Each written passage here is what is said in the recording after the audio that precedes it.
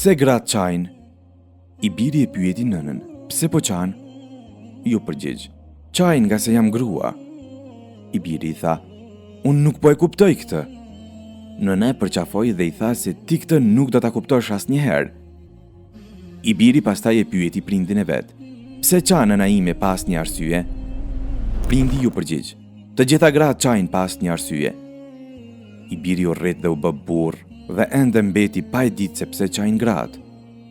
Në fund e pyeti një dietar të urtë. Pse qajnë gratë? Dietari ju përgjigj.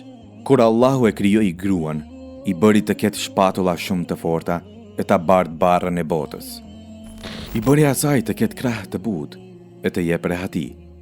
I dha asaj fuqi të brendshme ta përballon lindjen e fëmijëve dhe ta përballoj refuzimin që ja bëjnë asaj kur ata të rriten. I dha asaj qëndrueshmëri të i përballoj vështirësitë e familjes dhe të përkujdeset për ta dhe të mbetet e heshtur në kushtet më të vështira dhe të pa u ankuar fare. Edhe atëherë kur të gjithë dështojnë dhe pikëllohen, ajo mbetet e heshtur.